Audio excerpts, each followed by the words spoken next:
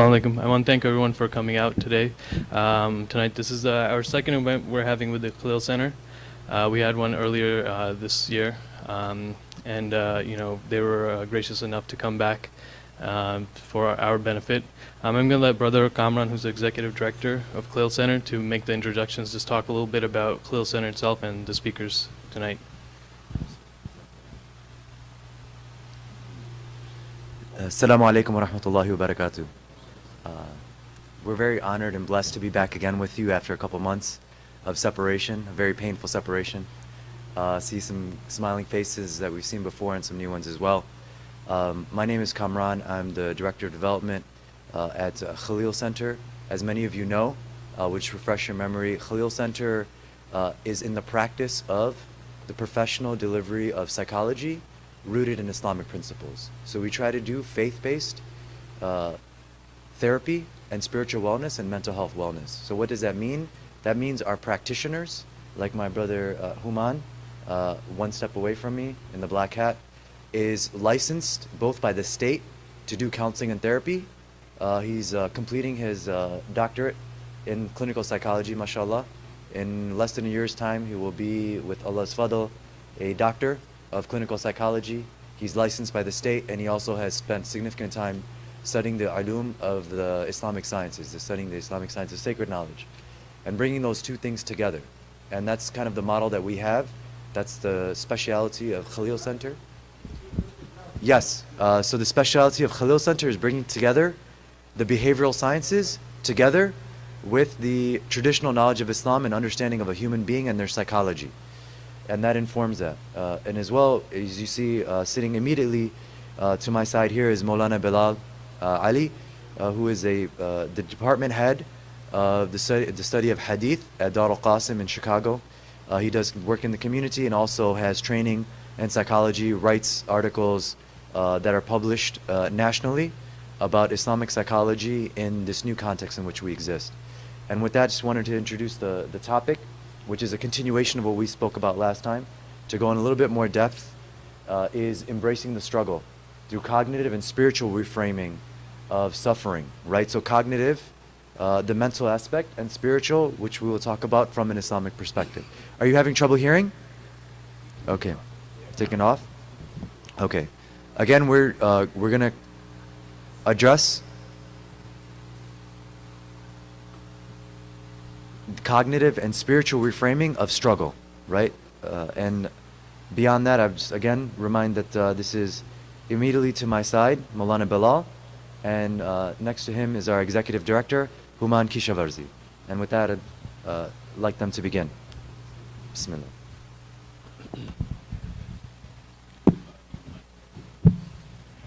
بسم الله الرحمن الرحيم الحمد لله وحده والصلاة والسلام على من لا نبي بعده رب اشرح لي صدري ويسر لي أمري واحلل عقدة من لساني يفقه قولي سبحانك لا علم لنا إلا ما علمتنا إنك أنت العليم الحكيم ربنا زدنا علما. السلام عليكم ورحمة الله وبركاته. Walaikum assalam wa rahmatullahi. So I'm very excited and happy to be back in this community. After doing a 3-hour commute from Connecticut, mashallah, after giving the khutbah, I realized that you guys, mashallah, have to have lots of sabr in New York. Because doing these kinds of commutes is indeed a musibah. And alhamdulillah, inshallah, this seminar hopefully will be in the interest of helping, engender some of that sabr, of this daily traffic and road rage that you're potentially disposed to as a result of the traffic. And this time, alhamdulillah, I'm privileged and honored to be co-presenting with the president of Khalil Center, as well as I would consider a personal mentor and teacher of mine, Maulana Bilal, alhamdulillah, who's graciously joined us out of his busy schedule to do this tour in the East Coast. As Kamran mentioned, Khalil Center is a psychological and spiritual wellness initiative that is rooted in the Islamic principles. And so today's seminar is one of the branches of service delivery that we offer, and that is prevention.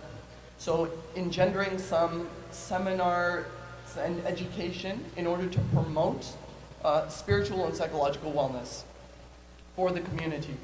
We also do research and training, which is what we do sort of behind the scenes in development of these models. And then we also have intervention services where we actually deliver therapy, and one of the modalities that we do it is through web therapy as well, or long distance in cases that people cannot access services in their locality. And inshallah, if Allah wills, with His tawfiq, if Allah gives us tawfiq, then we might end up branching out to the New York area. And over the course of this weekend, we have a series of seminars and workshops throughout the East Coast. The flyers are posted around. Feel free to check those out, inshallah.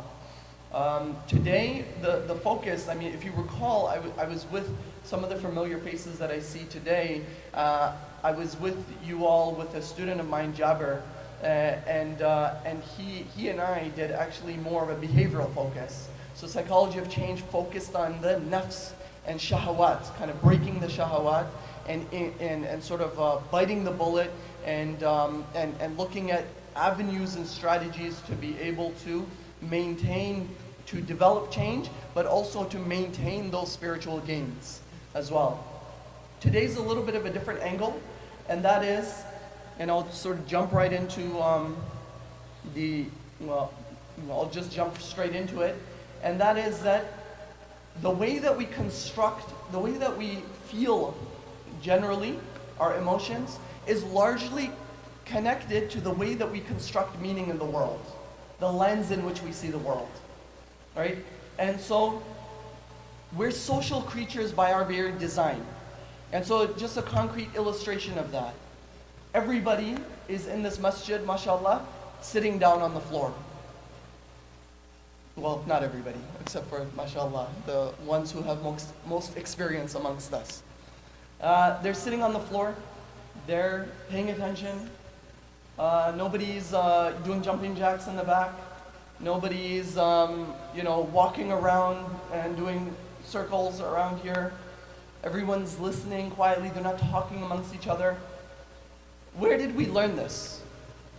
That this is a social construct. There's a particular construct that we have, mashallah, it comes from our deen, that you sit on the floor, and that when a presenter presents, you listen. You listen attentively. You don't interrupt and you don't speak out of turn. All of these are what? Social norms and rules that we have learned somewhere along the way.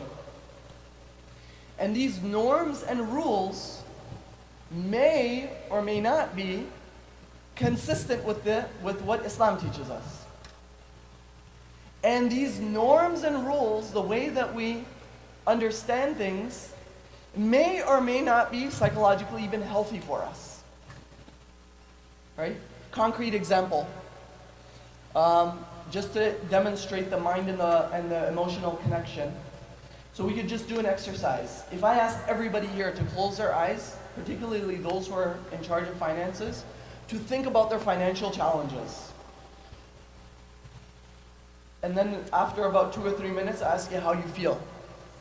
How do you think you're going to feel? You feel pretty anxious, right? Right? If I ask you to remember a particular individual who has wronged you and upset you, and to think about how they wronged you for about 2 minutes, at the end of that 2 minutes, how are you going to feel? Feel pretty angry, right? You feel angry. So do you see how the mind and emotions are intricately connected? And there's, subhanAllah, in a hadith Qudsi, the Prophet ﷺ relays to us by saying, أَنَا عِنْدَ ظَنِّ عَبْدِي بِي. I am according to the way that my servant conceives of me. So meaning that the way that you view Allah and the way that you will relate to Him will also determine how you experience Him. This is very deep. So if you view Allah as a mean, that mean and wrathful and vengeful God, how will you experience Him? You will experience Him that way. How? Because you impose that construct, and the way that you behave remains consistent with that. Another example. You grow up and some of us are from very high achieving kind of, backgrounds, or at least have immigrant parents that, guilt us into telling us that we need to succeed because they made much sacrifice for us to succeed in this part of the world. So oftentimes what will happen, they'll say, oh, I got a 95% on this exam. Well, where's the other 5%? Do you understand? So what happens? It's perceptual, the way we're making meaning of it. It's deficient. And this is called the deficit model. We inherit this to an extent. What does this do? It makes the parent dissatisfied. It makes the kid anxious. And they're always seeking to achieve some sort of perfection that doesn't really exist, that is ultimately assigned to Allah subhanahu wa ta'ala. The idea that I'm getting across is the way that you often feel, the point that I'm nailing home, is contingent upon the way that you've been socialized. And oftentimes that's very passive, not active. The way we've inherited things is passive, not active. People have told us messages, and we've listened to them and taken them for granted, and we've never questioned it. Another example of that is that medication heals you. Does anybody question that? No, right? It's a construct that's just ingrained. It just is, oftentimes. And oftentimes in psychology we call this source misattribution bias. We don't know the source where we got this, but somewhere along the way it's in our minds. Actually, marketing psychologists do this. When you go to buy something from the store, and you don't know the different brands, right? This is the first time you're going to buy this item. But you know what? There's been some commercials or some talk of it in the media. You go to the store, and what do? You start to think this must be the best brand, the one that you're most familiar with. You don't know where it came from, but you feel like this is the most beneficial thing. We do this across the board with our relationships, our expectations of marriage, parenting, education, life, all of these things. The objective of today is ultimately to do what?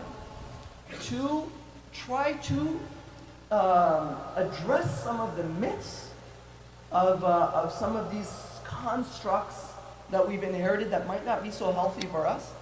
But in addition to that, we're going to focus particularly on anxiety and challenges and look at it from the angle, an Islamic angle, as to the benefits of trials and tribulations, which is something that most people don't often think about. I'll let Maulana Bilal speak to that, but I'll end on this note for my section. I'll pass it over to him for my intro, is that Allah subhanahu wa ta'ala says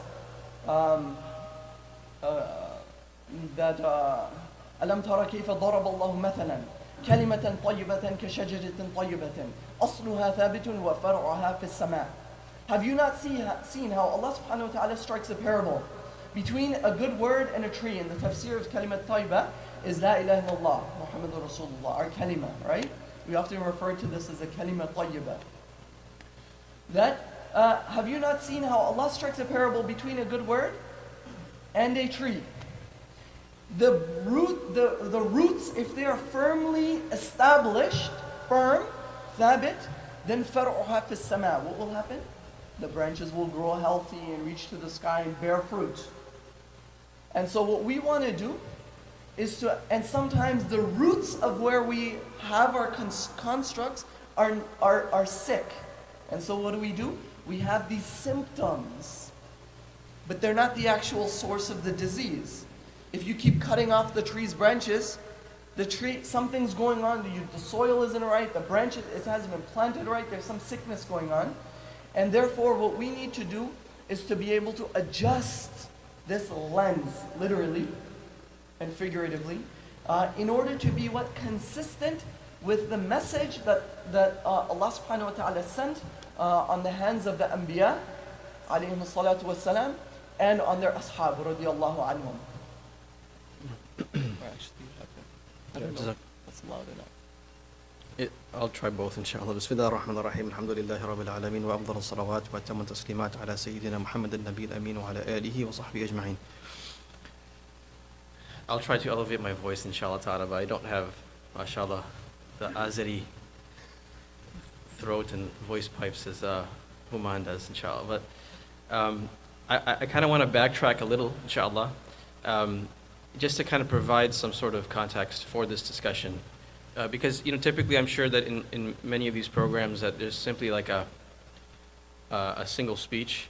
We're going to actually be going back and forth. And the reason for that is that this is sort of a reflection of what Khalil Center embodies as an institution and our objective in terms of integrating the classical Islamic tradition of behavior modification, tazkiyatun nafs, the purification of the soul, the rectification of the base desires that they call, the purification of the heart, right? Or tasawwuf is also a term for it.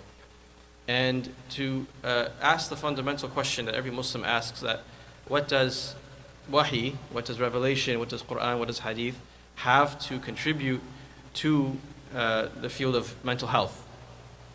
And one of the challenges I think that many of us face, especially the ones who are educated and became interested in Islam and attended programs and because of the various da'wah avenues out there, we became interested, but we didn't necessarily know how to integrate our learning, our quote-unquote secular learning, with our Islamic tradition. And so what happens oftentimes is that we simply kind of take two paths, right? We say we go to work, and that's our secular life, and then we come to the masjid, this is our religious life. And this is a result of 300 years of separation of various elements of Islamic life, right? The holistic understanding of how to build and succeed as a civilization, we sort of lost sense of that. Maybe late 1800 or late 1700s, early 1800s. Most of us, it seemed to be from a subcontinent. So once in 1807, Delhi became essentially a British colony. I think the dissolution of our educational institutions, the dissolution of our Islamic hospitals, bimaristans, the dissolution of our economic systems, or systems in general, nizams that were built on Islamic principles, ended up in a sort of a confusion as to how to make sense now of the new sciences. And really the reality was that these were not new sciences, right? As inshallah tomorrow will be demonstrated, a lot of what Islamic civilization had to contribute was the initial categorization of some really sophisticated mental health categorizations of, for example, OCD, which 1,000 years before Western civilization came to the realization that there are various categories of obsessive compulsive disorder. Abu Zayd Balkhi had sort of already outlined that, right? And it's really interesting that Kamran mentioned I have a background in psychology. I don't have actually a background in psychology. I just have like a sort of I put my foot in the ocean of the applied behavioral sciences, and I tried to understand just how a scholar of Islamic law or hadith or Quran has to understand human behavior and the importance of that, and what our tradition has to contribute to that. How books that talk about how to embrace the struggle of life have a phenomenal impact on mental health. And it's quite fascinating. I actually think, and I recommend all graduates of traditional seminaries and madaris to actually enroll in the applied behavioral sciences and study it critically. Because when we studied in madaris, there was a very famous quote of Imam Muhammad ibn Hassan al-Shaybani, the student of Imam Abu Hanifa rahmatullah alayh, the one who essentially codified the madhab of Imam Abu Hanifa. And this is a statement attributed to him that مَنْ لَمْ يَعْرِفْ أَهْلَ زَمَانِهِ فَهُوَ جَاهِلٌ. The one who doesn't know the people of his time, he is ignorant. Meaning that all of his learning is essentially come to naught because, has become wasted because he has not understood the application of it. And one of the scholars articulated this in a wonderful way. He said that what is the urf? In Islamic law we have this concept of the custom, and the importance in Islamic law of recognizing what is custom. Every alim, every faqih, every mufti has to be trained such that he recognizes the application of his law, his study of law, to custom, urf. Right? Al-ma'ruf kal-mashrut, because the custom helps determine what are assumed conditions. So the scholar said that what we call urf today is what we say are the social sciences. Social sciences, right? In other words, like psychology, sociology, anthropology, management, education. These are social sciences. And specifically within them are the behavioral sciences. And all of those things, right, all of what we talk about in the behavioral sciences, Islam has a lot to say about it. In fact, Islam has a framework for how we understand these things. And one of the things that Khalil Center is trying to avoid in the development of a field of Islamic psychology, which we don't want to simply sprinkle a little Islam on top, take a couple ayat and say, hey, let's Islamicize meditative practices or mindfulness training and let's make it a Muslim mental health hospital, and we'll put a big sign outside that this is a Muslim hospital, right? That doesn't really mean anything if the fundamental and underlying principles with which we pursue in Islamic psychology are not Islamic. And that requires a good amount of collaboration between people who are experts within the Islamic tradition and those who are experts in various fields, not just in mental health, right? Not just in medicine, but in every field, civil engineering. I mean, it's surprising that Muslims and fuqaha, who were also muhandiseen, engineers, they had principles of engineering that were very Islamic, like how to build streets so that it adheres to the principles of Islamic law. Like, the nature of how many lanes you need to have. These were all things that were dictated by collaboration between scholars of law and scholars of various other fields. So I just want to give context, because I think that context is really important. Human, mashallah, is going to use a lot of sophisticated terms. And sometimes those terms seem to be, hey, these are constructs that are Western, right? And sometimes there's a sort of an inherent distaste for those terms and those constructs, because we have this inability, I think, to recognize that there is a possibility to bridge that gap. So we can't be lost in the expressions. We have to understand the concept.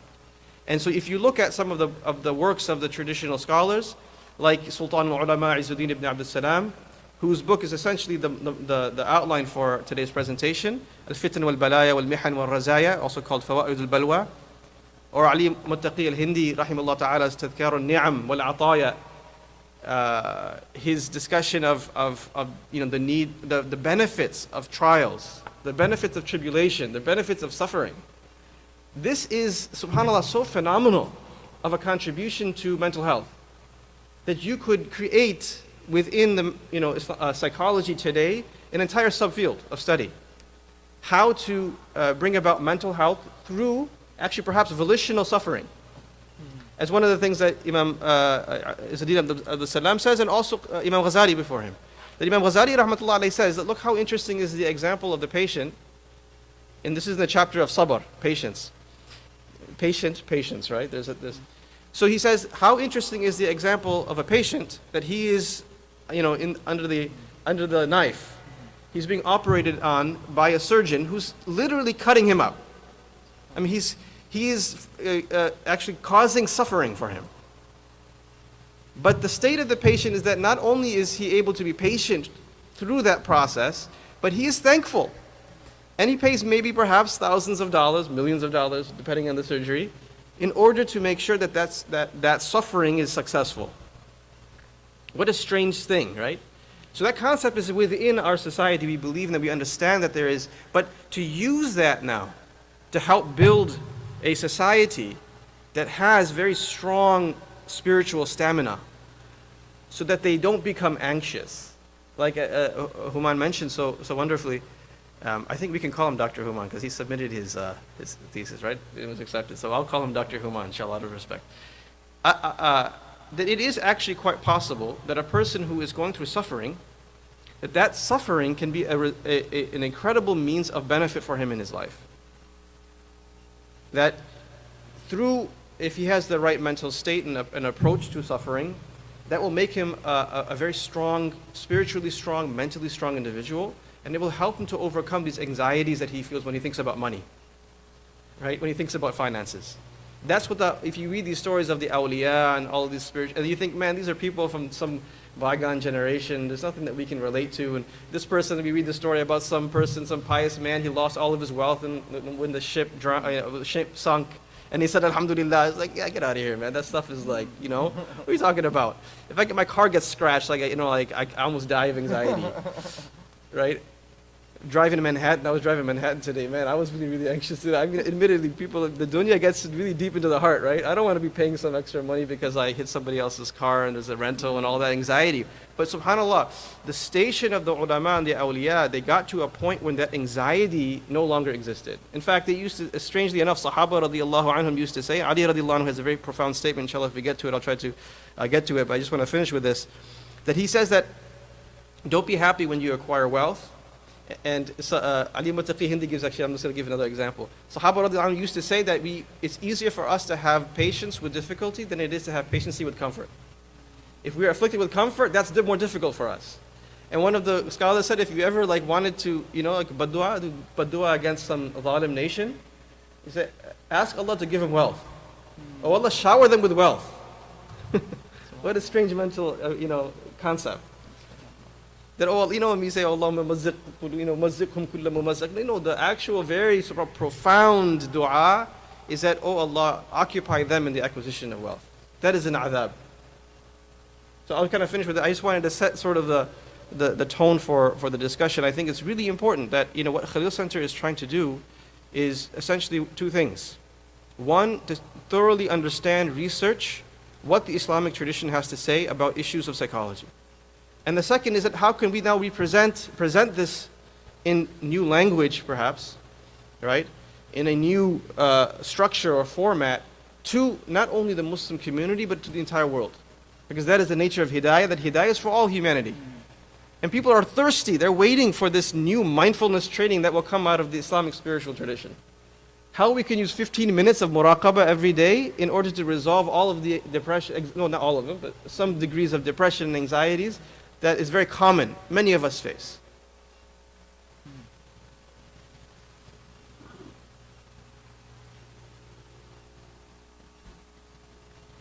So, Maulana Bilal was talking about the idea of, just to kind of pick up from where he left off. And by the way, I want to preface this by the fact that this is largely more of a workshop style or forum, meaning that it's not only one directional, meaning that we don't, you can feel free to ask a question. This isn't the Jummah khutbah, for example, where you have to sit silently and listen straight through the khutbah, nor is it a lecture, right, that you're required to sit and sort of listen through the whole thing.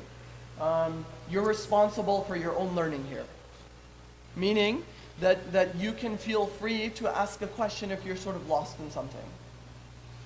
And we're not intent upon the fact that we have to get through every single slide, but very importantly to have a meaningful exchange. Because if we are able to address some key issues, that in my mind would be a success, inshallah. And we also want to kind of, as an example, we may be cutting each other off a little, inshallah. That's something that we wanted to make sure it doesn't seem that we're being rude to each other. We intended to actually give each other an opportunity to allow one another to kind of, butt in, for lack of a better term, inshallah ta'ala, in the middle of the conversation. Absolutely.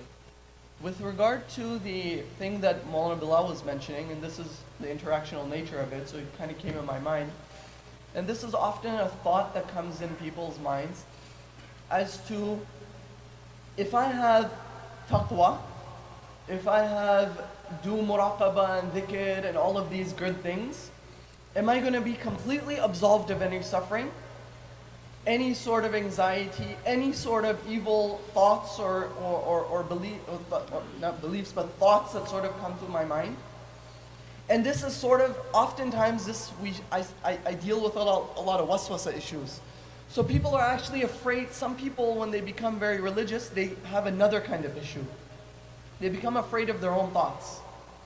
So they begin to think that just because I thought something, that's bad. Or because I feel pain, that's like an indication that this isn't working. Or that solution is not in this muraqabah or deen or something of that sort. And so I just wanted to clarify something with regard to that. The ones who experience the most suffering are who? The prophets. أشد الناس بلاءً الأنبياء. The people who experience the most suffering are the Anbiya. And then ثم الصالحون, then the most pious of them. And then ثم الأمثل فالأمثل, and then the next most exemplary after them, and the most exemplary of them. So the reality is, the more resiliency you build, the more strength. يبتلى الرجل على حسب دينه وإن كان في دينه صلابة زيد في البلاء. That the more strength you acquire, the more tests you get. But the reality is لنبلونكم أيكم أحسن عملا, so that we might know that who amongst you is the best. So when you go to the gym, what happens? You feel the burn, don't you? Nobody goes to the gym expecting to have a completely relaxed time. Is it? We go to the gym, why? I mean, why does everybody abandon the gym? Because it's painful, right? Like, we're just seeking of comfort. But what actually happens? You never get comfort, because then you get all these sicknesses. But psychologically, it's the same thing. You want to avoid pain, you actually experience more pain. Because the more resiliency you build, the more capacity you have to deal with more stress. Right? There's the ayah in the Quran, ألا إن أولياء الله لا خوف عليهم ولا هم يحزنون الذين آمنوا وكانوا يتقون. Behold the awliya Allah, the friends of Allah. لا خوف عليهم ولا هم يحزنون. There's no fear upon them and no anxiety or depression upon them. What are they? Who are they? الذين آمنوا وكانوا يتقون. They have iman and they have taqwa. But listen to this.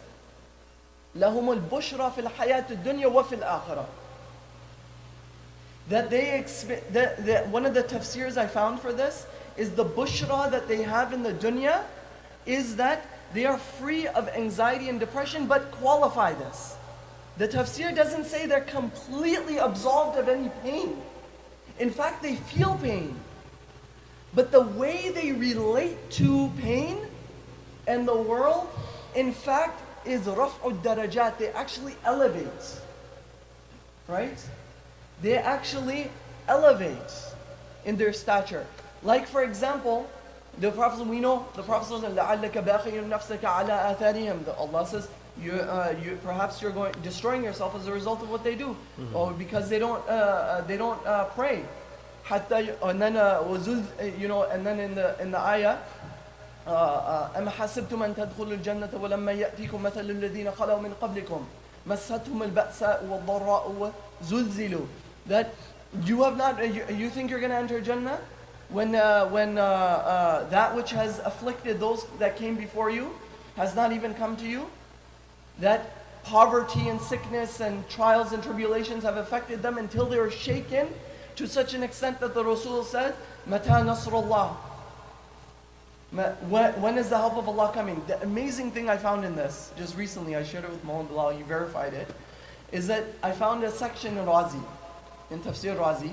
He talks about, and then what's the answer to مَتَى نَصْرُ اللَّهِ? When is the help of Allah coming? أَلَا إِنَّ نَصْرُ اللَّهِ قَرِيبٌ. That the help, behold, verily the help of Allah is near. So the question is, who is saying this? One of the tafsir of it is actually that they say, when is the help of Allah coming? As an indication that they're feeling pain and their sabr is waning or wearing thin. You're waiting and waiting and waiting, and you're feeling the pain the whole time. I'm just holding on, holding on, holding on. When you're holding on to something heavy, it starts to burn, right? The muscles. And then they say, when is the help of Allah coming? And they answer their own self by saying, أَلَا إِنَّ نَصْرُ اللَّهِ قَرِيبٌ. أَلَا إِنَّ نَصْرُ اللَّهِ قَرِيبٌ. That behold, the help of Allah is coming. This is the amazing thing I found. Why? Because in modern psychology, we have this idea of self-talk, of self-coping, of being able to reassure and tell oneself the messages. I mean, maybe you've experienced this. I mean, is it the case? You can feel free to chime in. When you're having a difficulty and you're being tried You might tell yourself, inshallah, there's some khair in this. I can't see it, but inshallah, there's khair. What are you doing? You're talking to yourself.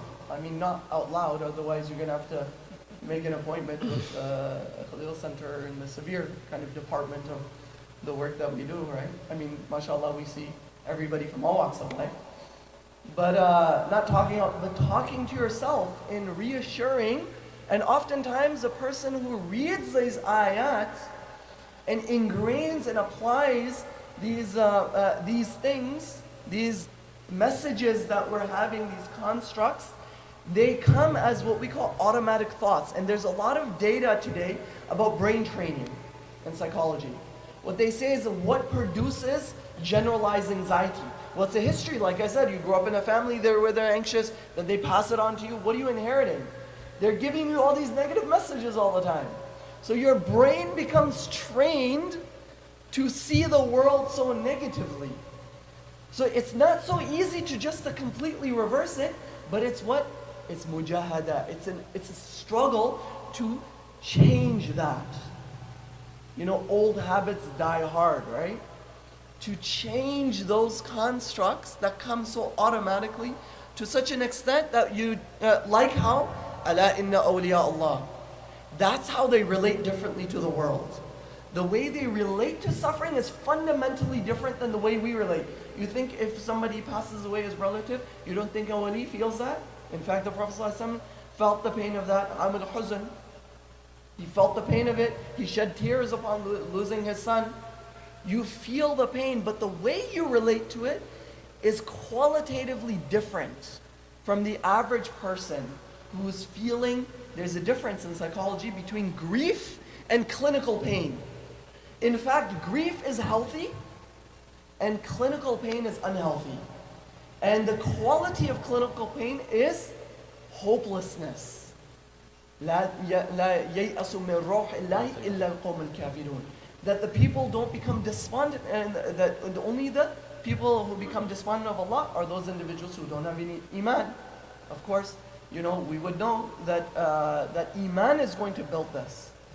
And so, I just want to kind of comment on that. I'll let you go on the side. A question? Yeah, Tafadhal. sorry to interrupt. No. It's a pleasure to talk to you. First of all, we thank you for your presence in our community. May Allah bless you. Ameen. As you know that we are human beings, we get affected by what we say in English terms. We say the society molds the man. Society? Molds the man. Society Molds the man. molds the man. As we experience what are going on in society, we directly get affected by that, by so-called leaders, whatever. Whether it's in Islamic society, they call themselves leaders, whether it's in the modern society, some of the people who know something and they try to influence the people in order to listen to them, and they put them in the wrong directions.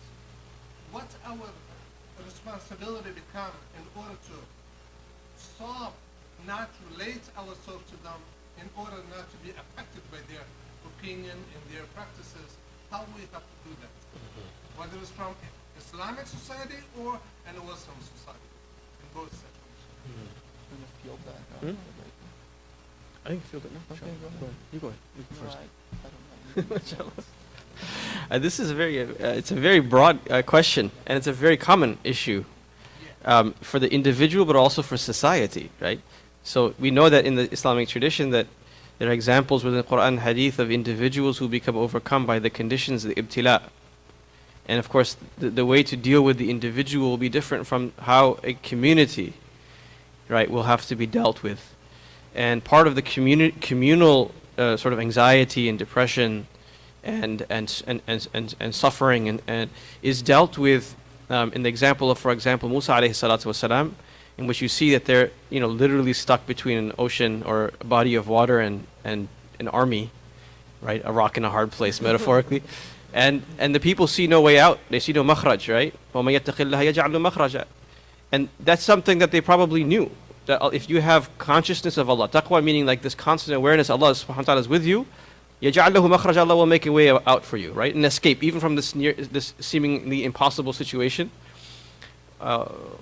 وَيَرْزُقْهُ مِنْ حَيْثُ لَا يَحْتَسِبْ, and Allah will give you sustenance from where you could never have imagined.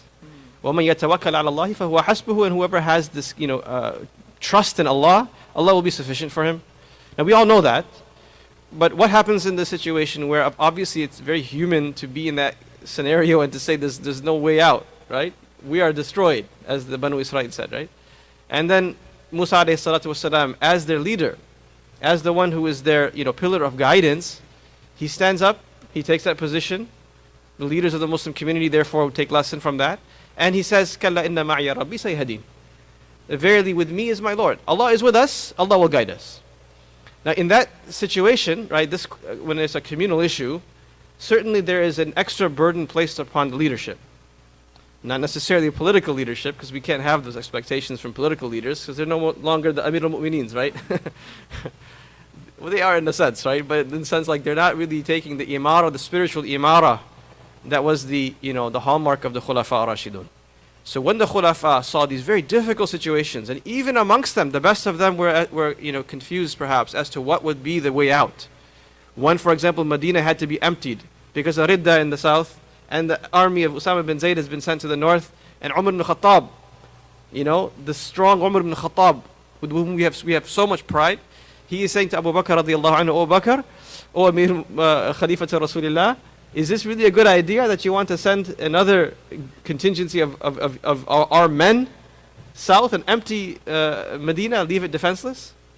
But such was, the strength of Abu Bakr radiallahu anhu, that he maintained his position and he showed the correct path. That is something I think from the communal perspective. Like when we have a community that's suffering, then it really becomes the responsibility of the leaders, the qudat, right? That they have to step up. When it comes to the individual, right, then perhaps the situation becomes somewhat relatively easier, right? In the sense that when a person is going through suffering, good company, positivity, right? As some of my mashayikh used to say, if you want to get rid of evil, stop talking about it. So if we keep hanging around people who all the time, all they talk about, current events, and oftentimes current events are really depressing, right? I mean, there's a physician in our community who became so overcome by his personal situation, but also because of just world events, that he went to a psychiatrist within the also Muslim community. He said, what what his prescription was?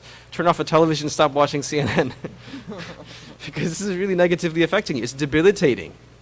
When you get to such an extent, right, which is this idea that you're going to destroy bakhi'un nafsak, you're going to destroy yourself, then it becomes potentially an extreme. So exposure to the evils of society becomes for an individual an obligation to avoid them to the degree that if it's going to debilitate you, it's going to negatively affect your functioning in society, then that's too much. You need to be around people who remind you of khair, people of sabr, people of shukr. And I say this a lot of times, it's very rare to find good company these days, people who are positive, people who don't do ghiba all the time, and it's like, oh man, I had terrible traffic today, and man, this at school I had this problem happen to me, and oh man, my wife, my husband, the kids. It's a lot of negativity, right? That negativity it creates this extreme, this lack of iqtisad, moderation in the temperament, and that is not healthy. And that's what the Anbiya alayhim salatu wasalam taught us, is that too much of one extreme can lead to that shaitan will create ya'as in the person. And so it has to be with the individual, it has to be balanced oftentimes with good company. And that's one simple solution. I'm not giving all the solutions, but that's one solution that comes to mind. I want to just add to what you're saying there, just to kind of reinforce it, because it ties into this slide. So I thought it's a good segue to pick up from that. He's talking about social company, and how that, and we talked about at the beginning, how your thinking will impact your emotional experience, correct? So we got that much. So where do thoughts come from, right? So one of the thoughts up there, if you notice, is sociocultural or socio-familial. So really this is, if we put it in Islamic terminology, is like sohbah.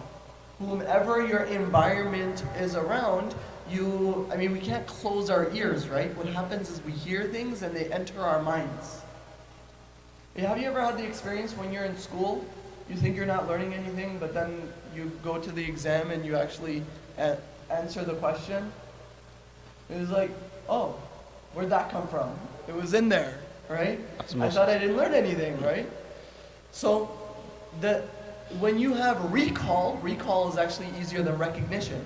Sort of a supporting of like an idea of an unconscious mind. But the recognition, recall is more difficult than recognition.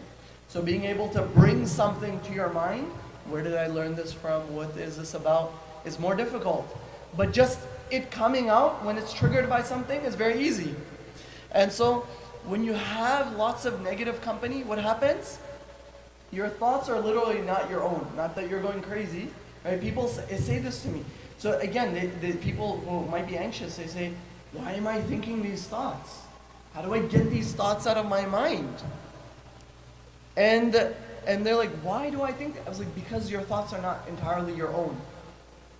What do you mean they're not my own? Where are they coming from then? Am I like psychotic? I'm having hallucinations? Or people's like talking on... No, the reality is that the human being is a social creature, so social company has immense impact, and it gets stored. And when an event happens, you do the same thing. Imagine, people, have you ever experienced this? People say to me all the time, they come in for couples therapy, they have issues in their couple. Then the husband or wife says, oh man, I'm turning into my dad. I always told myself I would never do what my dad does to my mom in this area. Or the wife will say, I'd never do what my mom used to do here. But I'm doing it. Why? Because you've passively stored this information, and then in the moment you access it. And you use it, and then later on you're like, wait a minute, that wasn't such a good idea.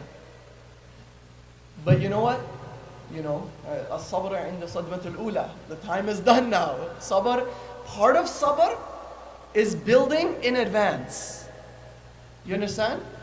وَبَشِّرَ الصَّابِرُونَ الَّذِينَ إِذَا أَصَابَتْهُمْ مُصِيبَةٌ قَالُوا إِنَّا لِلَّهِ وَإِنَّا إِلَيْهِ رَاجِعُونَ.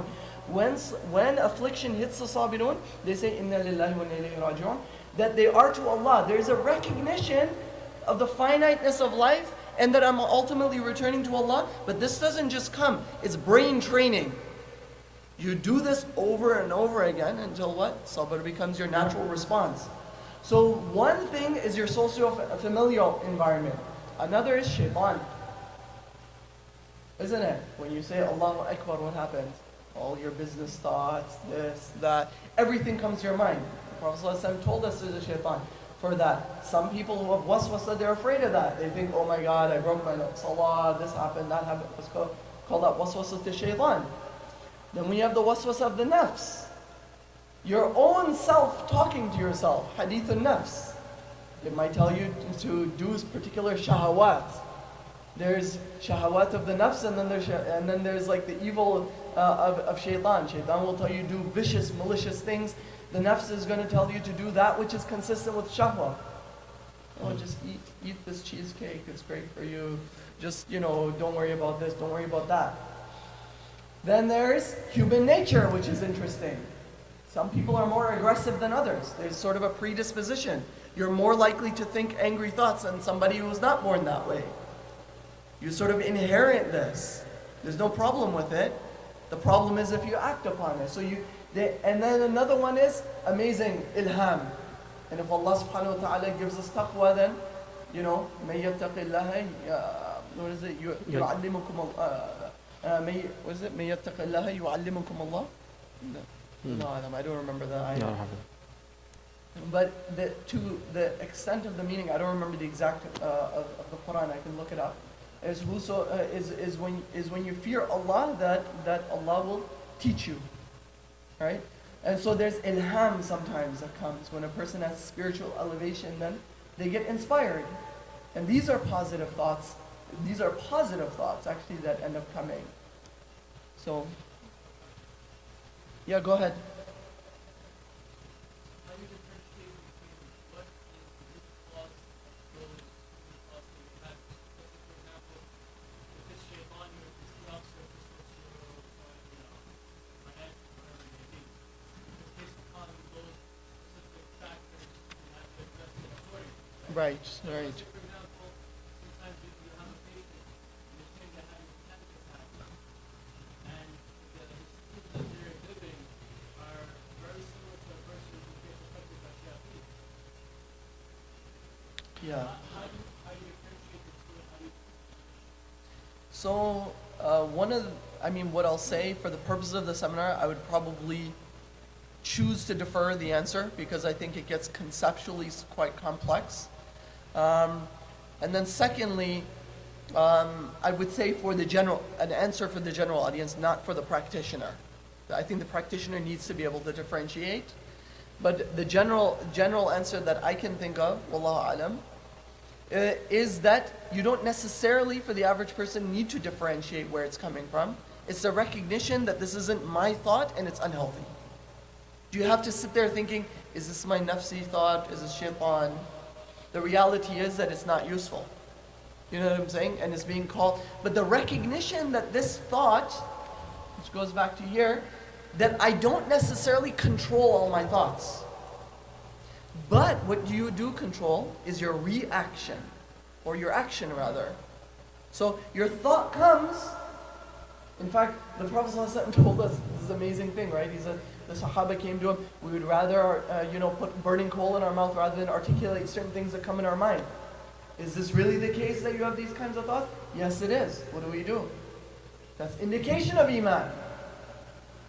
Completely flip the paradigm, right? I'm worried, this is indication that I'm evil. No, actually it's indication that you're Muslim. Right? But the reality, what are you going to do? Is normalizing that these thoughts occur, but I don't necessarily, you could just do a particular experiment on yourself. You know, they say the average man thinks about inappropriate things like every 2 minutes. Right? So, is this something that you're going to publicize or necessarily you control? It's something that's, pretty shameful, in fact, if you indulge them, right?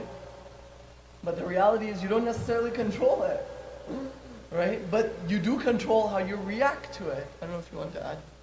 Yeah, it's a very complicated question and answer, simply because if I understand the context correctly, especially when it comes to what we can, through empirical, science, understand to be a panic attack, that doesn't necessarily mean it doesn't have a relation to something that's like intangible.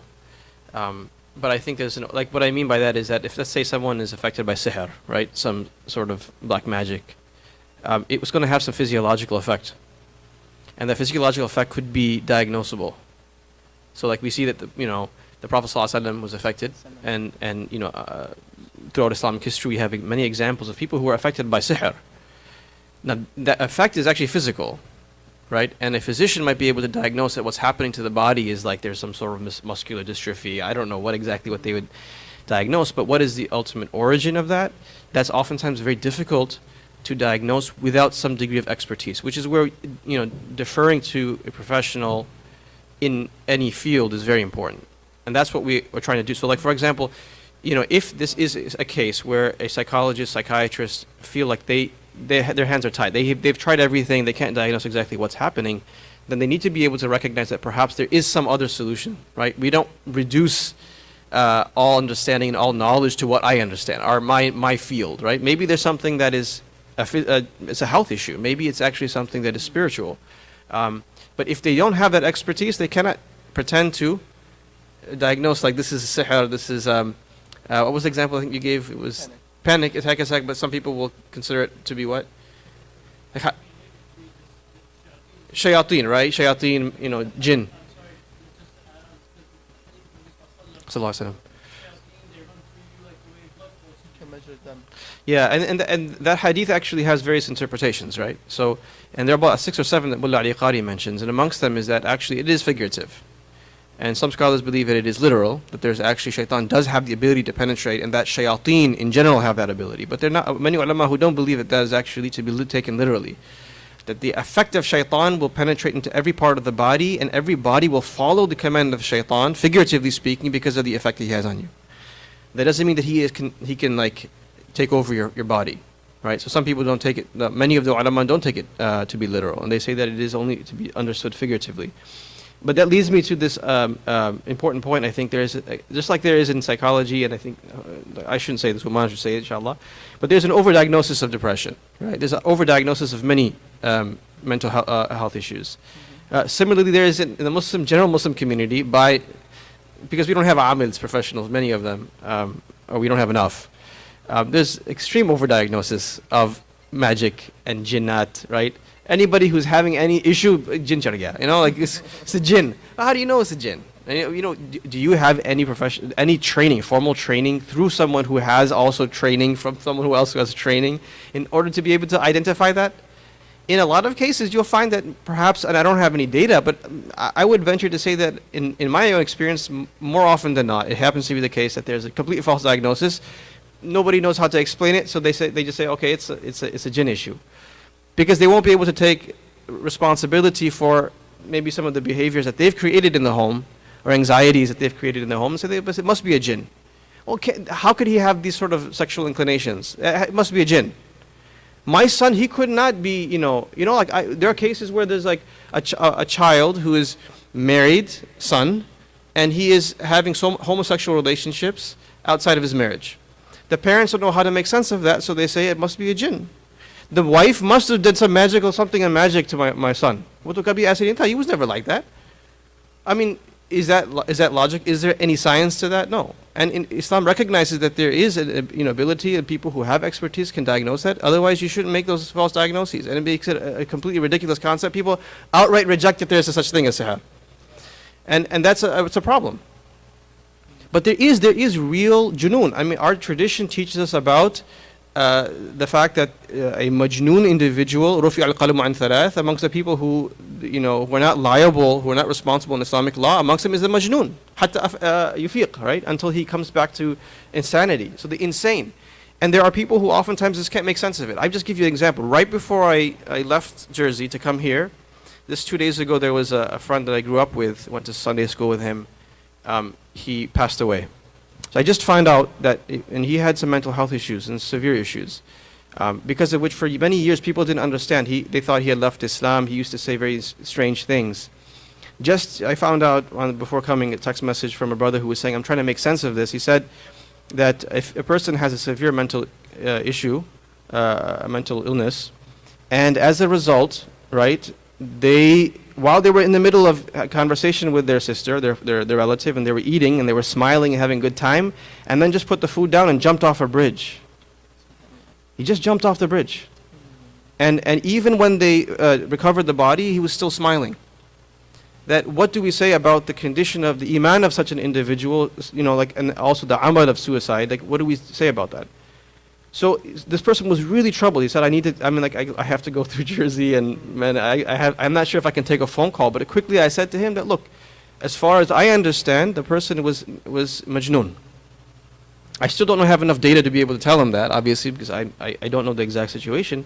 But the nature of that behavior indicates, and for many years this has been something that we were suspicious of, that this individual is not to be considered mukallaf. He is considered marfu' al-qalam. He is not to be considered legally liable, and so we should treat the individual accordingly. And this is a very real situation. Like, now, how do you do the janazah? People who find out, this person had jumped off a bridge, I'm not going to come to the janazah. Well, how do you know that this person wasn't majnoon? So in the Islamic tradition, there's actually, there are answers to these situations, and I think oftentimes, especially with this individual, for years I used to hear that this person, he was the star of the community. He used to be so active. He used to write to the Tribune back when I was like in the late 80s, when I was in Sunday school, when he was really young. Everyone thought that this person, he was going to be like the star. And Allah knows what happened. He had an accident. I think there was a car accident, and people started saying maybe that's what it is. People say nazar lag gaya. No, everyone is diagnosing what happened to the person. Maybe this was what happened. Maybe that is what happened, right? But only Allah subhanahu wa ta'ala knows, and the people who actually are well aware and have the training to be able to diagnose the condition. And these are very sensitive situations where you have to be very cognizant of the reality that I just don't know. And if I don't know, then I am bound to act in accordance with what I do know. And that's it. And to do taslim, right? Islam. submit and surrender to those who have more knowledge. And that's very important. At that much working knowledge we should all have to be able to recognize when to speak, when not to speak. Right? يا أيها الذين آمنوا إن جاءكم فاسق بنبأ فتبينوا أن تصيبوا قوما بجهالة فتصبحوا على ما فعلتم نادمين. This is the basic ayah in Surah Al-Hujarat that established an entire field of study, علم الجرح والتعديل, the science of narrator criticism. That, O you who believe, in جاءكم فاسق بنبأ, if a person who is a sinful person, a fasiq, comes to you with some information, فتبينوا, seek clarification. No one does that anymore. فتبينوا, seek clarification. Right? Lest you تصيبوا قوما بجهالة, you afflict the people with ignorance. فتصبحوا على ما فعلتم نادمين, then later on you'll be regretful for what you did. I mean, there are a lot of people who are suffering, really, really suffering. It's not something that we can say that just being in good company, making a good environment in the masjid, or even getting just treatment with the psychologist or the imam, that's not going to do any. The person was he's majnoon, or she's majnoon, or they're dealing with some sort of illness that if you look at, mashallah, all of the things that we look at within forensic psychiatry, determining what sort of conditions do qualify as junoon in Islamic law. Very little research has been relative to how important the issue is. There's very relatively little research that's been done on, for example, the idea in Islamic law of safa, right? Or at, or junoon, the various categories of insanity and how the scholars define them. How do they apply to the modern diagnostic criteria of a psychologist? What in the manual will be classified as safa and junoon and at, right? But our tradition has answers to that. I think it's just really good that if we can at least appreciate that there's an incredible amount of complexity to these discussions, it will allow us to restrain from giving judgments and giving answers of things we don't have knowledge of. I'm sorry to interrupt you.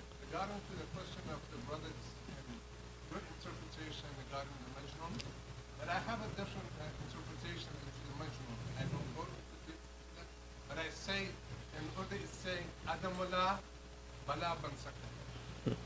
Means that somebody who is not qualified to the top of the knowledge, who is in the beginning of the knowledge, someone who has more knowledge, and then he gets stuck with that person. No, this is the way it's supposed to be done. So that means our knowledge is the source of our comfort. We have to look at ourselves whether it's Islamic knowledge or social knowledge. We have to adjust ourselves to the top of the Islamic knowledge that we should have aqidah. So the person who gets lost, he doesn't know what the person is doing. That, for example, the brother says he become majnoon. Majnoon, I don't believe in majnoon because he is not having enough knowledge, understanding that himself, putting yourself into a difficult situation, throwing yourself into a chaos situation that you don't know whether you're related to that situation or not. Is the responsibility of the ulama kiram that we have to first build our aqidah. The aqidah is the foundation of who we are. If we don't have enough aqidah, not enough knowledge, then we get lost. Sorry to bother you. I think I would just reiterate the point that Maulana Bilal was saying in clear terms. I think a demonstration of the complexity of the issues that we're dealing with from a practitioner perspective, dealing with specific cases, individual cases, not as a general, right? This is a general seminar. We're giving some general prescriptions as to what is useful and what's not. When you apply it to the case, it's very complex. And the existence of the institution is essentially designed to address that complexity. And it's complex from two folds, from a psychological differentiation as to what's going on, from a spiritual and Islamic and legal distinction and differentiation. So I think the idea that, I don't know if I think he's more than adequately sort of addressed, is that there's significant complexity and it's not sufficient to cast a judgment on any particular case, particularly when an individual is not qualified. Whether it is myself as a psychologist making somebody out to be somebody who has sihr or somebody who has jinn or something like that, I don't have any qualifications in that. I cannot speak to that. I can speak to the psychological complexity. Okay, so Maulana Bilal dealing with them in terms of the Islamic legal context. I don't have anything to do it. He has the expertise to do that. But then he's also going to ask me about the psychological status. That brings the institution together to say we have now a degree of interdisciplinary expertise to be able to deal with very complex issues. And the issue is that, unfortunately, I think that's what we're demonstrating, is that we tend to oversimplify very complex issues. And I think that's sort of the idea. And if it's sufficient enough just to say that, I think what we're trying to nail home is defer to expertise in areas that you are not certain. Is it the case that you'll have a hypothesis or a question? Absolutely. I have a question about engineering. I don't go around telling people what the formula is or how to make a bridge, or assess the sort of status of particular buildings or whatever. I don't do that, right? There's a certain degree of expertise and complexity. Oh, but I'm looking at it from the outside. It's got the structure and that's. Okay, you're looking at it as like an observer from the outside. You don't understand the intricacies that goes behind the scenes, behind what you observe. So I think that's sort of and you feel like it's sufficient to. No, I think we do need to address, I think it's in general, the community needs to address from the perspective of the Islamic tradition, the reality of Junoon. It's very real. Sahaba dealt with it. They differed on these issues. And these are complex issues from within. I always tell people, we like to think of when we come into Islam, everything becomes black and white. No, when you come into Islam, the more knowledge you possess, the more appreciative you become of the complexity of the tradition and how it has solutions to everything. Really, we do have solutions to everything, but it requires some degree of learning. I'll give you an example. In the, what we call now forensic psychiatry, there was a difference of opinion amongst the Khulafa. Umar ibn Khattab radiyallahu anhu came across a case in which a woman had committed adultery. And as a result, he had issued a ruling based upon whatever, I'm summarizing, whatever evidence was made available to him, that the law would be applied. When the preparations were being made, Ali radiallahu anhu, right? So the fourth Khalifa also. He came across this, he said, what is the situation here? Why is that woman being punished? He says, well, she committed zina. He says, well, she's insane. She's ma'tuha.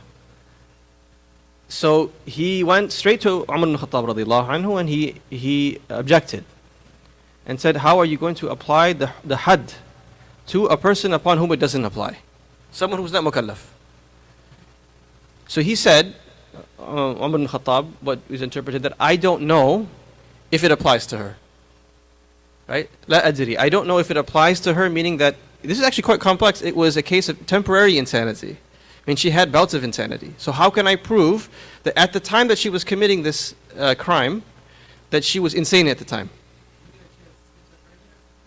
No, so I mean, that obviously is a modern term that we can't necessarily apply to what we don't pretend to do that because it could be encompassing a wide variety of mental issues. But what she was experiencing, whatever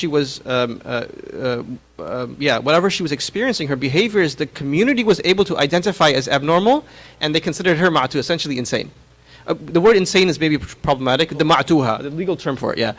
So Ali radiallahu anhu counter-argued and said, the Amir al-Mu'mineen, but I don't know if she wasn't.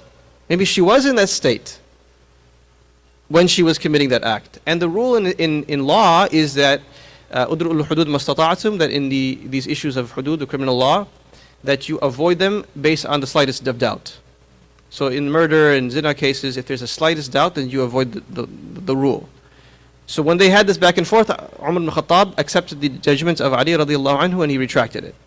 Now these are the best of people, the greatest minds human civilization has ever seen. I mean, these were not just people, okay, Quran and Hadith. No, they understood the ruh of Quran and Hadith. They applied them to the principles. They understood society. They interacted with the people. These were geniuses. If you study the fiqh of Umar ibn Khattab, all the madhabs comes to the fiqh of Umar ibn Khattab. And Umar ibn Khattab radiallahu anhu is debating with Ali radiallahu anhu on a very minute issue of law based upon the various classifications of insanity. Not that, if you're insane, you always have to be insane. If your behavior is like that, it should be always the case. No. And this is just one example of forensic psychiatry from the perspective from the Sahaba radiallahu anhum's era. These were cases in which experts dealt with these issues and they deferred to other experts. But at the same time, it's interesting that in the society's perception of someone as mentally incapacitated was also part of the discussion. I mean, they were educated people. They recognized that this behavior is not normal, right? As opposed to, if you just see someone we don't like, we just say, that guy's crazy, right? He's crazy. He's mentally insane. You should go to see a doctor. I think that if we can come out of this discussion with just that much appreciation, then we can be able to build off of that. The problem is that we have the sort of dual attitudes about religion and our secular lives. We can't see Islam in engineering. We can't see Islam in architecture, right? We can't see Islam in medicine. That's something I do to earn a living, and then I come to masjid and I sit in the ta'aleem and I go for 40 days to make sure I do a qaza of all the, the haram I did in my life. And somebody actually I met, he said to me that, man, I spent like so many years learning English, now I have to do qaza for that. So I translated the Islamic book of Hazrat Thanwi Sahib rahmatullah alayhi. This is like making up for that sin. How are you considering that to be a sin?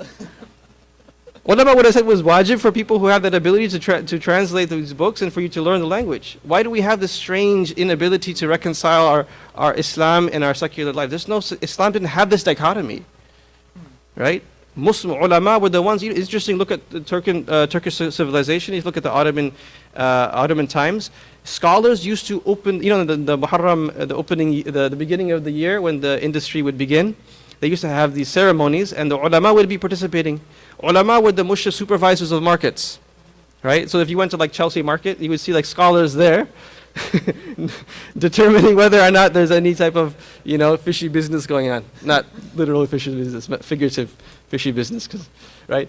I mean, the scholars were engaged in the economy, they were engaged in engineering, they were engaged in medical ethics, they were part of all of that. And the unfortunate reality, that's why I kind of prefaced the whole thing with this idea that we just don't understand what the Islamic tradition has to provide because they took us away from that. Our madaris became, Madrasa Ghaziuddin became Delhi College. I don't know if people know that. Madrasa Ghaziuddin. Ghaziuddin was the person that in Delhi, the most well-known madrasa was named after Ghaziuddin, whose son became the first Nawab of Hyderabad. I don't know if there's any Hyderabadis here, but they have a lot of fakhr of the Nawabs, right? The first Nawab of Hyderabad's father's madrasa was called Delhi. It became Delhi College when the British came, because of the unfortunate inability of the Muslims to maintain it. For 2 years it went dormant, and then the British revived it, and they did us a favor because the Ustad al-Kul fil-Kul, the greatest scholar of his generation, Maulana Mamluk Ali Sahib rahmatullah alayhi, who was the teacher of Maulana Qasim Nanotwi, the teacher of Maulana Rashid Ahmad Gangohi rahmatullah alayhi, this great master, Maulana Mazhar Nanotwi, Yaqub Nanotwi rahmatullah alayhi, he was the teacher of all of them. He was a teacher for decades at Delhi College. But when we went from the madrasas to the colleges, and then eventually we stripped all of the things away, then we failed to realize the richness of the Islamic scholarly tradition. And so now we look at all these things like psychology, right? That's nice, mashallah, you got a degree in psychology. Now when are you going to do the work of deen? Right? You understand that mentality? That's a very problematic mentality, because in the field of psychology, we need to do the work of deen. You can't build a civilization by just going to the masjid. Nor did the Prophet ﷺ teach us that. And that is that is the underlying theme of perhaps this program, that there's a lot that we have to contribute in various fields. If you're a physician, you need to study Islam so you know medical ethics and Islamic bioethics. If you're a psychologist, you need to be able to get enough training in Islamic law and theology and ethics so that you can actually be an Islamic psychologist. Not a Muslim psychologist, an Islamic psychologist. And the same for any field. There's probably no field that you could mention that I could say, even if picking up garbage. I was just observing in Manhattan, like in the middle of the night, or not middle of the night, like late at night, they're picking up garbage. There usul that are written in the books in Muslim Spain, and also I'm sure if you see in any part of the Muslim world, of how you're supposed to collect garbage. To the extent that one of the ulama, Mufti Shafi rahmatullah alayhi, he says that there's even, I give an example, I picking up garbage. Once he went to his teacher, Maulana Azizur Rahman Sahib Uthmani rahimahullah ta'ala's house, and he was eating with him, and after they completed the meal, he said to his teacher, he said, Maulana Shabir Ahmad Uthmani's older brother, Mufti Azizur Rahman Uthmani, he says to him that, Ustadji, let me use the opportunity to clean the dastarkhan, right? To clean the sufra, to clean the cloth. So he said, do you know the fiqh of cleaning the dastarkhan? So he said, what do you mean there's a fiqh to that?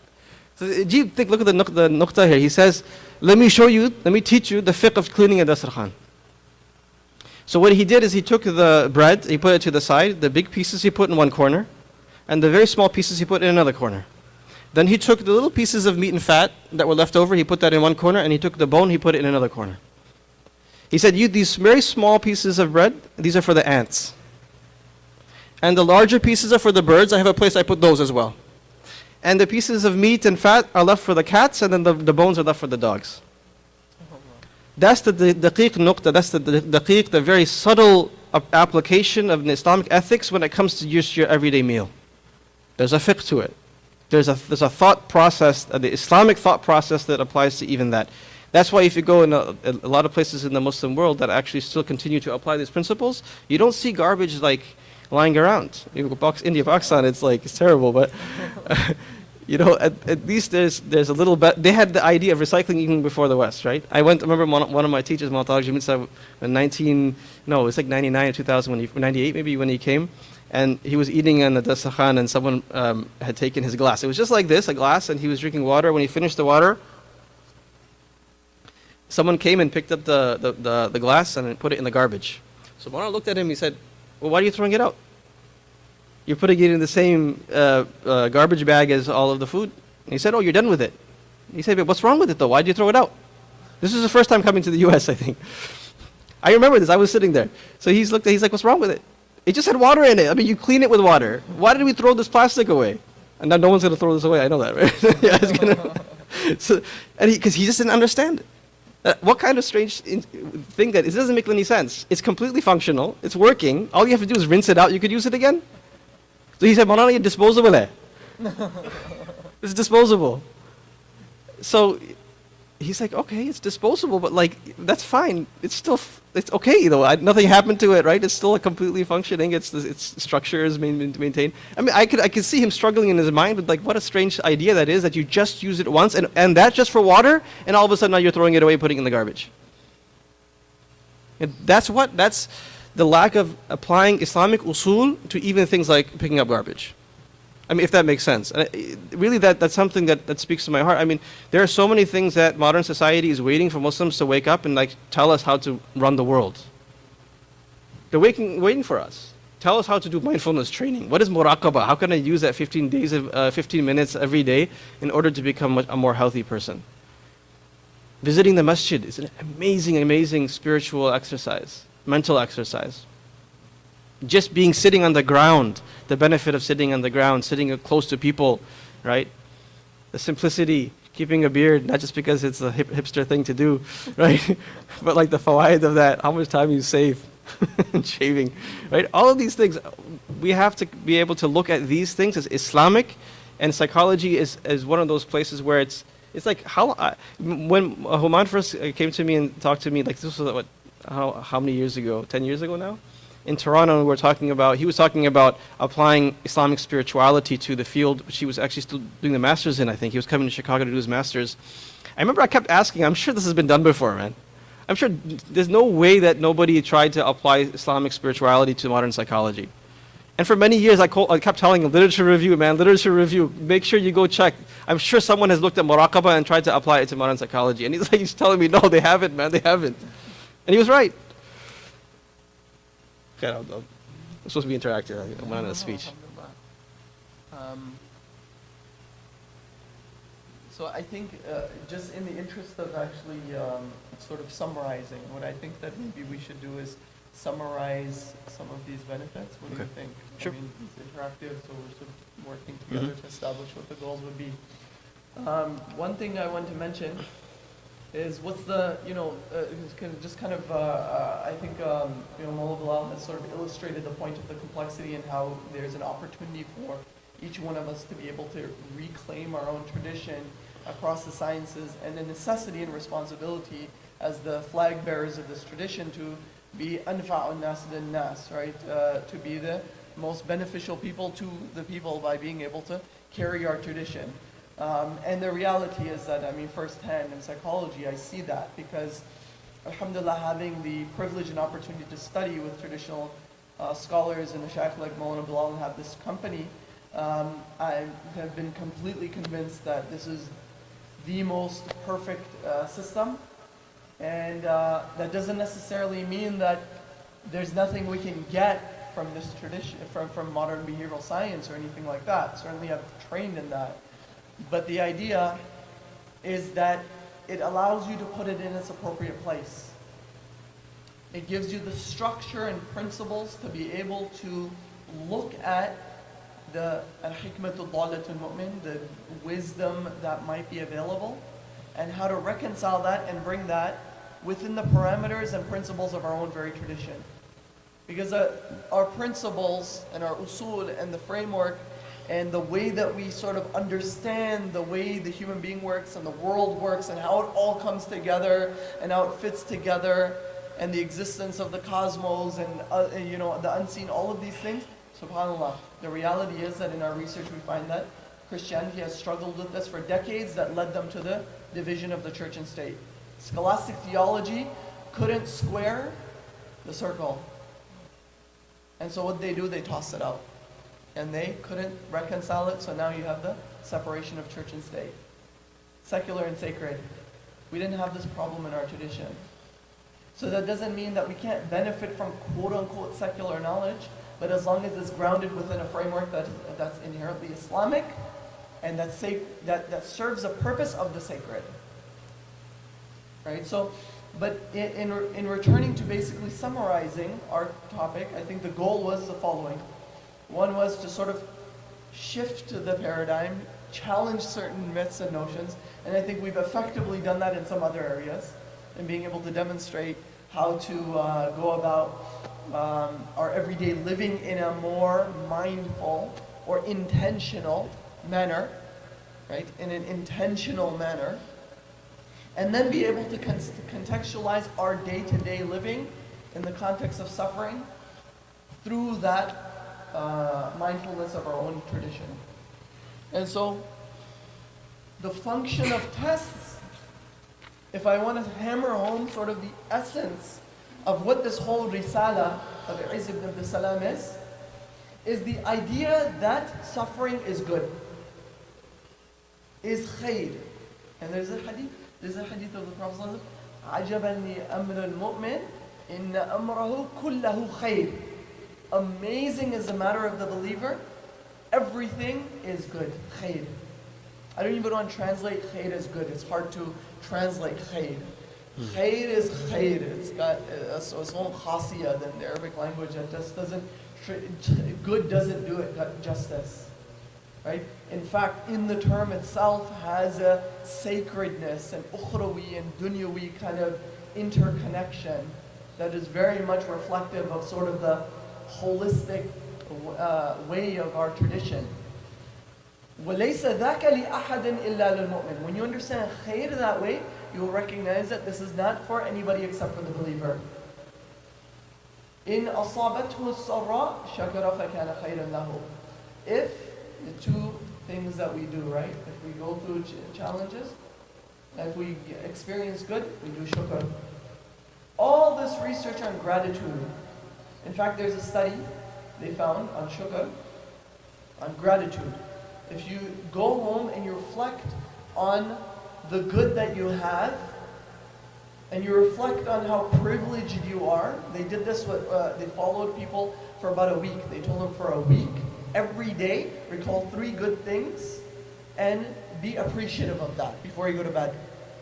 6 months, they had lasting effects on being less vulnerable to sadness and anxiety. Incredible, right? The concept that's already built within our tradition. Shukr.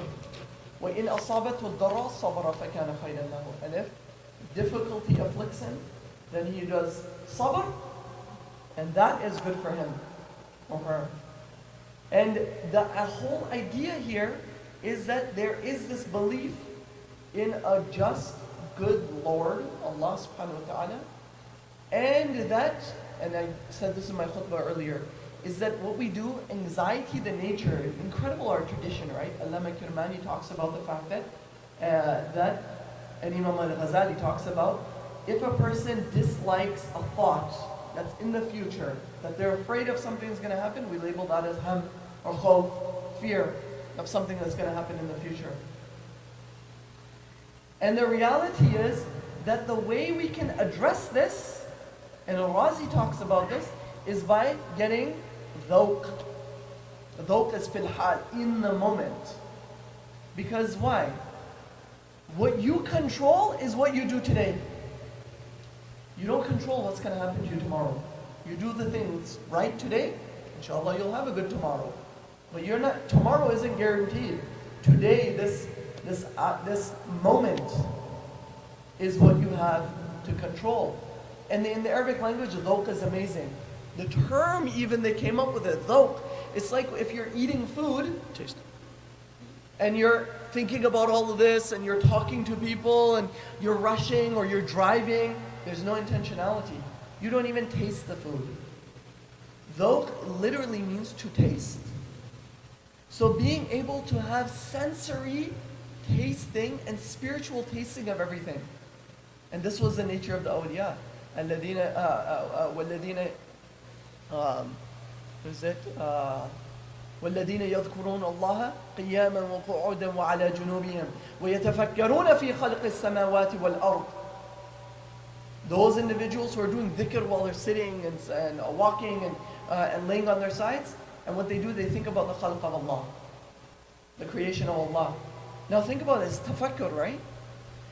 This is incredibly amazing within our own tradition.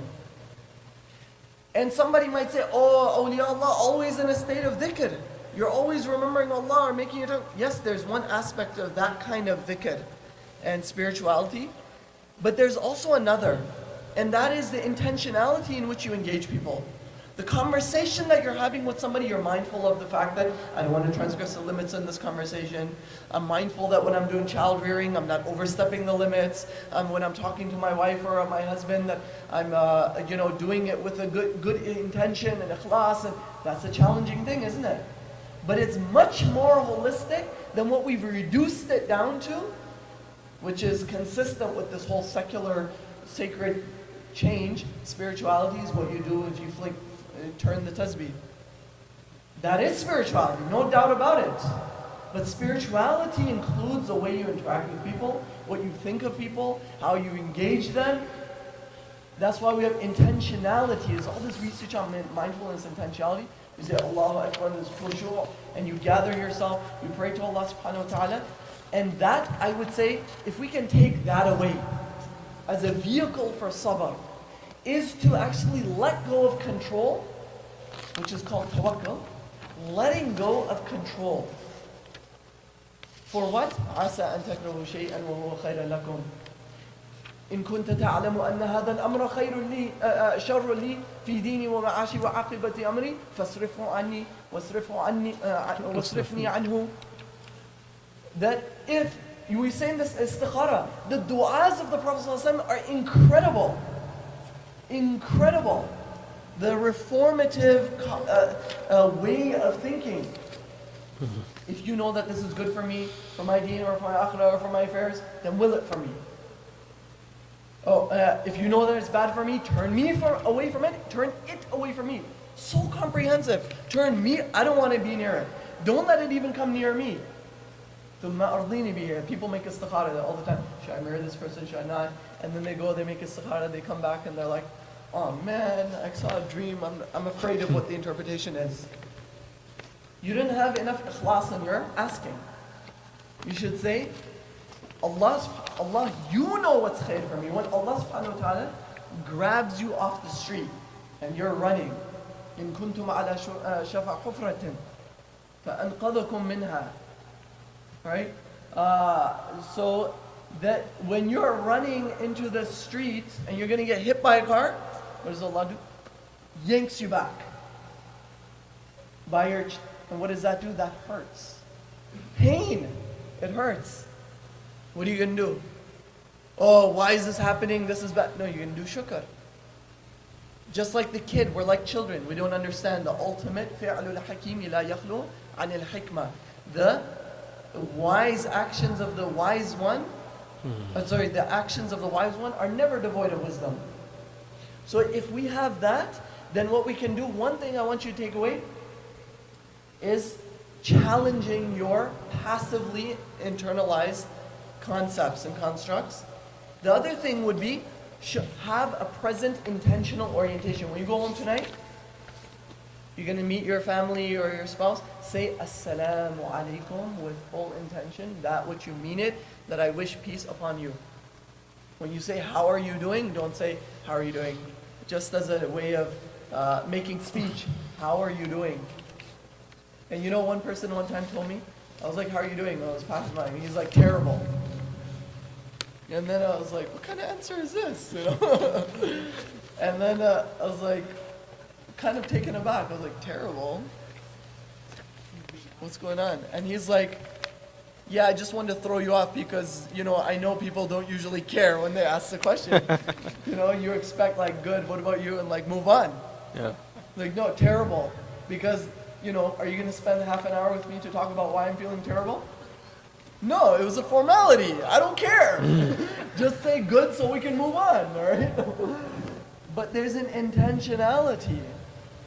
مَنْ كَانَ يُؤْمِنُ بِاللَّهِ وَالْيَوْمِ الْآخِرِ فَلْيَقُلْ خَيْرًا أَوْ لِيَصْمُتْ.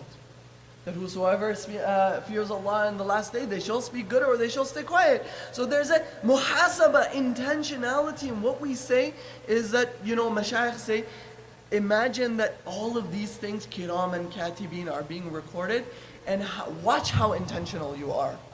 What happens when you're writing notes? If you're a physician or you're writing medical notes, the lawyers always tell you, pretend like you're going to get sued for malpractice, looking over your shoulder. You pay attention what you're writing. You know what I'm saying?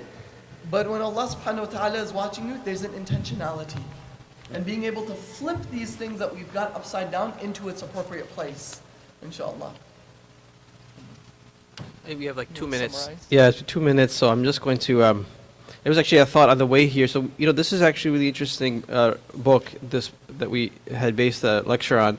And Izzuddin ibn Abdul Salam has this a list of 17 benefits of trial tribulation, which I knew we were not going to be able to go through, but we were just kind of trying to talk around it. So I happened to recently acquire a risala by one of the great Indian muhaddithin, Ali Muttaqi al-Hindi, rahimahullah ta'ala. He wrote this super collection of hadith called Kanzul Ummal, that someone might have heard reference to. So I just acquired some small rasail. He was a very spiritual person. So he actually had a risala on the same topic. And I thought, let me look at what he says. And I found that essentially he summarizes what Izzuddin ibn Abdul Salam says. And he gives you basically like the one solution, practical solution for dealing with difficulty. And the title of it gives it away. He says, this is a tadhkar al-ni'am wal-ataya. تذكار النعم والعطايا في الصبر والشكر على الفقر والبلايا. This is sort of a short reminder of the ni'mas, the blessings of Allah subhanahu wa ta'ala and His gifts upon us, so that we may be patient and grateful in poverty and affliction. So the entire risala, it's like, this is how long it is. It's about like maybe 7 pages. He begins with simply just saying that, look, remember every day that with every breath there's 2 ni'mas. One, the ability to breathe in, the second, inhale, and the second to exhale. And then he ends with, so basically the entire risala I'm reading, okay, maybe he's going to list one, out of the 17, how many does he mention? But basically this is the whole theme. That the most important message is that we remember how many, and we constantly remind ourselves of the blessings of Allah subhanahu wa ta'ala. And he gives an interesting, we're talking about mindfulness training and about appreciation and gratitude. So he gives an example of one scholar, Ahlullah. He says, جاء فقير إلى رجل من أهل الله. A person, a faqir came. He was complaining about, I'm in a terrible state. So there's a very impoverished person. He comes to one of the friends of Allah subhanahu wa ta'ala, and he's complaining about his faqr. So how does he handle that? So he says, يا فلان أرى عندك جواهر ثمينة نفيسة كيف تشكو الفقر. I see that you're in possession of some really precious gems. How can you be complaining of poverty with having acquired such valuable goods? So he says, well, ya Allah, ya Sayyidi, ana muflis. I swear by Allah, O Sayyid, I'm bankrupt. I have nothing.